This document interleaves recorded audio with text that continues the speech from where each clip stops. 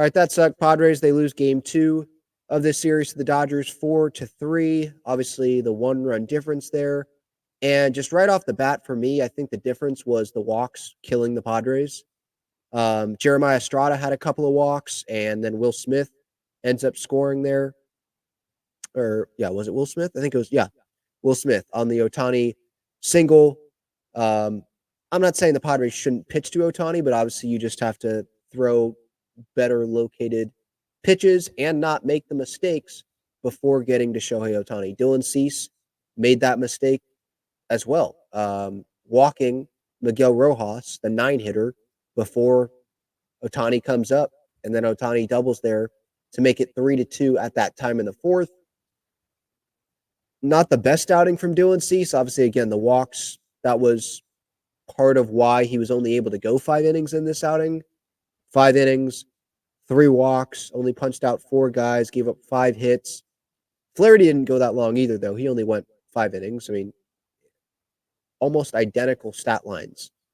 If you go look at these stat lines. 5 innings, 5 hits, 3 earned runs.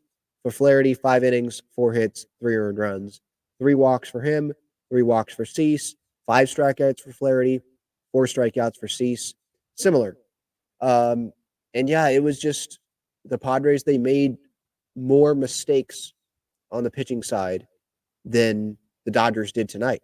I feel like that's what the difference was. I mean, they were able to stay in it. I give props to the Padres bullpen with Morahone, Hoeing, Peralta getting double plays there to keep it at where it was at there, that deficit.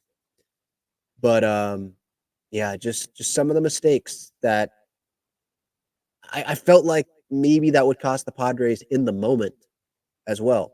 Just those walks before getting to Ohtani. I wasn't like pissed off in the first inning when Teoscar made it 1-0 there. I was like, that's fine. They can come back from that. And they did. Bogarts with that single, Crony grounds out, brings in a run. Shout out to Jackson Merrill, getting on before that there, which happened. It was like deja vu. I know Crony and Homer in this situation tonight, but it was like deja vu. Jackson Merrill making some things happen there early on in this game. And then the Gavin Lux single to make it 2-2. Yeah, right up the middle, mistake pitch, bottom of the order bat. Cease made mistakes, and he'll probably say that tonight, that, he made more mistakes than he needed to, than he obviously not needed to, poor phrasing by me. More mistakes than he should have. He obviously has higher expectations. No, I'm not blaming this on the celebration yesterday. Dylan Cease wasn't even drinking. Tatis had a homer tonight. Like, that was a cool moment. Crowd, some of the Dodger fans are chanting cheater at him, and he homers. So I'm not blaming the celebration on the Padres losing. Again, it came down to who made more mistakes. And in my opinion, the Padres were the team that made more mistakes. They allowed the top of the Dodgers order to capitalize tonight. Ohtani had a couple of hits, had more damage tonight than he had last night. And Freddie Freeman had a couple of hits. Freddie and Mookie were silent last night. Teoscar was able to get in on the action. Luis Arraez, it's a little curious. Another 0 for night for him. Is it pain in the knee? Is it pain? I think he's dealing with the thumb issue, right? Because he had the thumb injury earlier on in the season. So maybe he's dealing with that. I don't think he's going to make excuses. But, Padres, Dodgers, I'd like to see Luis Arraez. And we have the high expectations. The guy's hitting 314. I'd like him to be able to at least get a hit in these games here. Because that gets another guy on base, obviously, and who knows what's going to happen when Tatis and Profar come up. Like, it would be nice if Arraez got a hit and then Tatis has a homer, and, what would have happened there if that's what would have happened instead of Fernando hitting a solo homer to just tie it up 3-3 instead of take the lead, right? So just overall, disappointing. Shohei is going to Shohei. He's a ridiculously talented player. And so when you leave balls over the plate like that to him and you don't have him come up with nobody out in the next inning, and instead you walk the 9 guy, that's inexcusable. Dylan Cease will say that. That can't happen. Jeremiah Estrada can't walk back-to-back guys, and then, Morejon ends up having to come into the game, obviously. That can't happen. The walks just got to the Padres tonight. It did. Brian Hoeing, someone that I feel like the Padres should use more, continued to pitch well tonight. Inning and a third, his ERA is at 1.90. Wandy hadn't pitched in a couple of weeks, and he was able to get that ground ball. I know he's a ground ball pitcher, but still, that was a good job from him. And really, you just move on. It's not like the Padres got blown out here tonight by the Dodgers. These are close games, even when they lose. It's competitive. And if this was a playoff series, okay, it's 1-1. Big deal. Whoop-de-doo. And then you got Joe Musgrove on the mound tomorrow. I'm super confident in him, just like I was confident in Dylan Cease going into tonight, Michael King yesterday. I'm confident in every guy that toes the rubber in this Padres rotation. And so, yeah, big picture, it sucks losing today because it felt like going in that the Padres had to sweep this series if they wanted to win the NL West. Because now you're 3 games back. If you win tomorrow, you're still 2 games back. It's not like it's not like you made this big jump, right? Even if you win the series tomorrow, you gained 1 game instead of 3. That's obviously a huge difference when you have 1 more series after this to play, and you're facing a team that's fighting for their playoff lives, and the Dodgers are facing the Rockies. And if the Padres would have swept the Dodgers, it's literally in their hands. They could match whatever the Dodgers did, and they'd win the division. Where now, I think the Dodgers probably would have to go 2-4.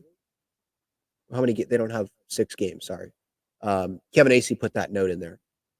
They'd probably, Padres sweep the D-backs. Win the rest of the games this season, right? Do your job, and then you see what happens there. But this is a blow to the division.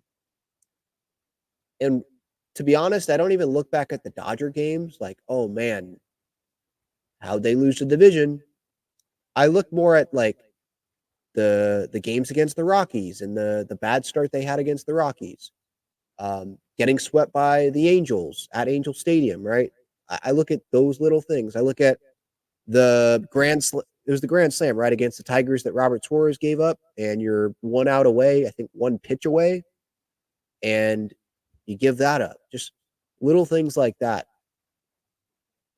I look back at and like, what if those were wins? And now, I don't want to, make this a whole like, party pooper thing here, because the Padres, they're still in a good spot. They're going to be the first wild card team. They're still 91-67. Like, that is tremendous. They're going to host a wild card series. Who knows who it's going to be against, because the Mets and Braves have a couple of games postponed, and now they're playing on Monday when the rest of the league has the day off. And then the wild card series, I believe, starts Tuesday. So Padres, they may not know who they play until Monday afternoon or something, which, obviously it's more of a disadvantage for the Mets and the Braves. Whoever gets out of that and has to play on Tuesday and travel to maybe San Diego. But that's not ideal still. You'd like as much time as possible to prepare. They can prepare for both opponents, but you'd like to zero in on one opponent, not have to, be divvying up your time, right? So we'll see what happens there. But still, the Padres winning the division, of course. I'm not going to act like I'm not bummed by it, of course. Especially when it was, after last night, they got it within 2 games. They can still win the division, but everything has to go their way now, right? And they don't control their destiny for the division because they lost. But it's not the end of the world. They're still in a good spot.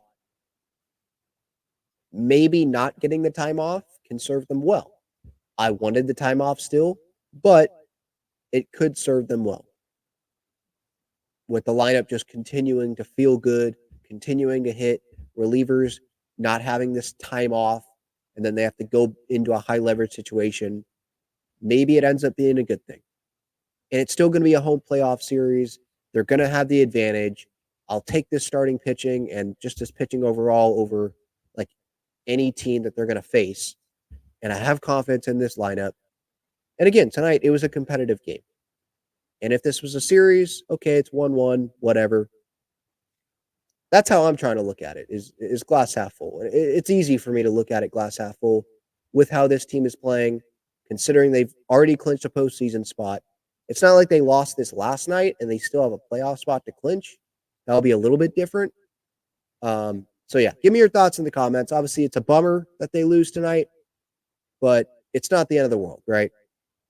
Are we going to remember a long playoff run and hopefully a World Series more than winning the West? Yes. Right? Are we going to remember it more, I should say, than losing the NL West? Yeah, like what matters more? Dodger fans would trade all of their NL West titles for a full season World Series. They would do that in a heartbeat. So, keep the main thing the main thing. Let's remember that. And have a good night.